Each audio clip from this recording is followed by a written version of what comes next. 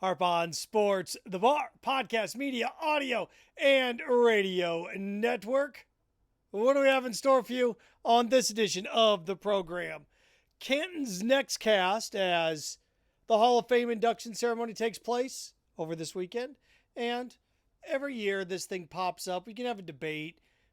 Who's the more deserving? Who should go in? The way I look at it going into next year, there are two people that are first time candidates that should be in automatically. They should be. And after that, the debate begins.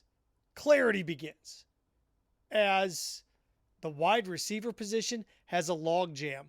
The secondary, log jam. So we're going to look at that. Also, tradition, toodaloo, as the Rose Bowl has seen its last, Pac-12 v. Big Ten game. Now, they still could hook up just based on sheer draw, but the Pac-12 going to be the college football playoff semifinal this year and folding into the future, going to be a part of that quarterfinal round. Yeah, tradition done. Isn't it interesting? For a sport that brags about tradition, it's a sport that really doesn't care about it at the end of the day. So we're going to look at that as well. And we're going to start off actually with Pitino's plan. Rick Pitino has an idea separating college football from the rest of the college sports. So we're going to dive into that as well. Harp on Sports, the Bar, podcast, media, audio, radio network. Follow, share, like, subscribe at Harp on Sports Twitter, at Harp on Sports Instagram. You can be a part of the show as well. Harp on Sports Facebook page, Harp on Sports, the YouTube channel, and of course, harponsports.com. Okay, where to begin? Oh, hold on, here's smudge on the window. Hold on.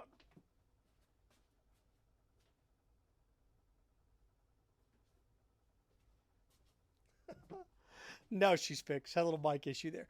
Okay, look, Rick Pitino, I like what he says. I like his idea. It's the Notre Dame plan, isn't it? It's funny where Rick Pitino comes out and says, hey, look, college basketball, every other sport should be regional. College football, it's okay for it to be national. Isn't that what Notre Dame does? Notre Dame's off on its own. All the other sports are a part of a conference. It's not? Isn't that what they do? It's the Notre Dame plan, isn't it? Look, I think it's a great idea. There's no way on earth, if I'm a major network, I'm going to do it. If I'm ESPN or CBS or Fox, why would I do that? Especially if you got the Big Ten or the SEC. If you have the Big Ten network and the SEC network, why on earth would I give up this juggernaut that I built? For what? For what? The NFL is very similar, isn't it? When you think about it, think about how the NFL is. Fox has the NFC. CBS has the AFC. Now it's changed a little bit. NBC has Sunday Night Football. If I'm a major television network and I've spent billions of dollars for these rights, I'm just going to surrender them? And then you get into revenue distribution issues. If I'm a college football program and I break off and make my own money within a university, does the university then need money to trickle down to the other sports? Does Title IX still apply? Now, a lot of questions that need to be asked here. I understand what Rick Pitino is doing. I understand the logic. But you're asking networks to give up potential hundreds of millions of dollars. At first, it sounds great. But if you're a conference and you do this, or if you're a school and you do this, players are going to unionize immediately. Why wouldn't you? If you're no longer on the jurisdiction of the NCAA, I'm unionizing immediately. May not be the worst thing in the world. Could there be more money involved? You bet there could be. Does it make sense to spread things out a little bit? Of course it does. Rick Pitino's got a great plan if you're starting from scratch. But you're not starting from scratch. You're not. And that still leaves schools like Washington and Washington State out in the woods. Or Washington State and Oregon State out in the woods. Leaves them all alone. I don't know what's going to happen with Cal Stanford. No idea. I went through and looked at the money on this. And look, he's already right to some extent when it comes to some schools. the Big East is already this way, isn't it? And he brings it up, and it makes sense. Because his basketball conference is a power. There aren't football programs in here, at least not any good ones. St. John's, UConn, Seton Hall, Butler, Xavier, Villanova. It's already a basketball conference. Now, look, certain schools have double dipped when it comes to this. I mentioned Notre Dame, independent football, plays everything else in the ACC. The Big 12 is kicking around the idea of Gonzaga joining as a basketball member only. I don't know what that means, but we've seen this stuff before. We've seen schools in certain conferences and then not in other conferences. It happens in hockey all the time. I know hockey is not the most popular sport, but look, you have different conferences in college hockey. CCHA, Big Ten. You have your own, where you have my alma mater in one conference. The Big Ten, Notre Dame. Notre Dame is not in the ACC conference when it comes to hockey. See, so there's another sport where teams have branched off onto their own. College baseball is more uniform than hockey. So again, as I look at it, Pitino's plan is not the worst thing in the world. But the TV networks are never going to go for it, ever, unless they can find a way to make more money on it. And you'd have to, again, if I'm the Big Ten network, I'm looking around going, wait a second here. I've got LA, I've got Chicago, I've got New York, I've got, why do I need to dissolve this? You're basically, and I'll give you an analogy here. You're basically a billionaire. It's like, what you need to do is you need to invest in all these properties. Why? Well, it'd be great for everybody else. I don't care about anybody else. Most billionaires and most really, really rich people didn't get to where they are because they care about everybody else's well-being. They got there because they built a monster and they cared about their own well-being. It's the truth. Do you think about this. If that were the case, the Big Ten just grabbed, and basically the Big 12 started all this. But when the Big Ten kind of started all this, at least in the last few years. When they grabbed USC and UCLA, they didn't care about the Pac-12. They didn't care about the SEC. They cared about themselves. Now you want them to not care about themselves? Well, it's for the greater good.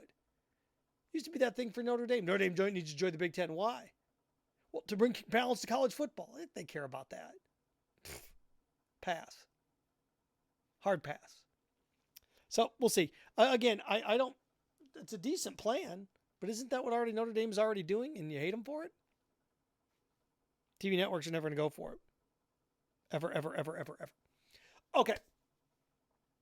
Unless they can find a way to make more money on it, which your conference networks would be in trouble at that point. These are money-making machines. And the only reason colleges would want to do it is to branch off away from the NCAA. But in doing that, now you're going to have to share money with the players. Which gets me to another point. I looked at the Pac-12 and it dawned on me. Rose Bowl, Pac-12, Big Ten's done. Now, this was a tradition that was pretty much set in stone until the early 2000s. Once the Rose Bowl became part of the BCS, through the cycle of everything, the Rose Bowl very quickly started to see teams that weren't usually Big Ten or Pac-12 teams. Was Washington State the first one that stuck their nose in there? Well, Nebraska and Miami were the first ones, right? Nebraska and Miami had a national championship game there. And then all of a sudden, over the years, it just, Oklahoma, Georgia, it wasn't what it was. So this has been something that's been going on for 20 years now. But you've seen the last Pac-12 Big Ten Rose Bowl. It's kind of sad, but you have. And you go through and you look at it, as a sport that prides itself on traditions. University presidents and ADs don't give a damn. No, they don't. I don't care about traditions. I care about making more money. I get it. I'm fine with it. But anytime I hear a university president or an AD talk about their traditions. You don't care. You don't care. And this started to happen, when Nebraska joined the Big Ten, Nebraska, Oklahoma, like, whatever. What about this? Texas A&M, whatever. Well, this bowl ties in, for the longest time, you had your bowl tie-ins, didn't you? Big Ten, Pac-12, Rose Bowl, SEC Champ Sugar Bowl. Orange Bowl was Big 8, or you're going to have some independents in there. And then, random conferences, ACC, it depended on where things went and lined themselves up. But for the Southwestern Conference is always the Cotton Bowl. I don't care about any of that. I don't. And everybody that demanded that the college football playoff expand, this is what you get. When the college football playoff expanded, the conferences looked around and said, we got to get more teams in here. How do we get more teams in here? Strengthen our schedule. How do we strengthen our schedule? Add more teams. Keep money in-house. Money, money, money. Which leads to the point about Jimbo Fisher. Jimbo Fisher came out this weekend and said, well, this is all about the almighty dollar. Stop it. Nobody. Jimbo, what, he signed $100 million deal as a coach 5 years ago? Come on. It's funny how tone deaf some coaches are. I remember Nick Saban about 5-6 years ago said, college sports aren't a business. It's like, oh, guys, come on. Come on. Dabo Swinney said about the players being paid. They shouldn't be paid. Isn't it funny? When people get paid, they don't think you should get paid. And it goes back around. It comes full circle. Think about where we are now with all the conference alignment and all the changes take place. Well, that's just business. That's just business. That's just business. Athletes want to make money, want to go to a school that gives them the most opportunity to make the most money. They're selfish, ruining the sport. Athletes wanting money, ruining the sport. Conferences, commissioners, presidents blowing up conferences. It's business. What a bunch of hypocrites. Hip-o-crits.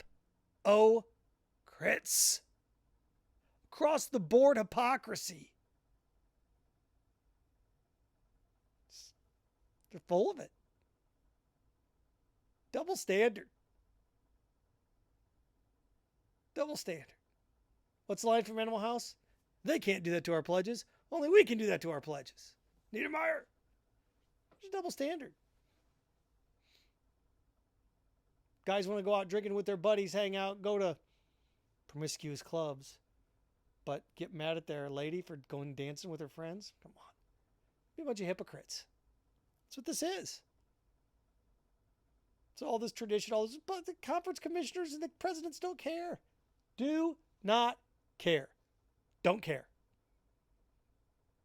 And the fact that they wrangled Congress into this NIL stuff. Oh, this is a big problem. This is a big problem. This is a big problem. Oh, we're going to move conferences. We're going to blow up the entire college football landscape and destroy an entire conference because it's business. Wonder if Tommy Tuberville and Joe Manchin will get together on this one. I bet not. I bet not. Hypocrisy, capital H. Freaking joke. Yeah. Ugly, ugly, ugly.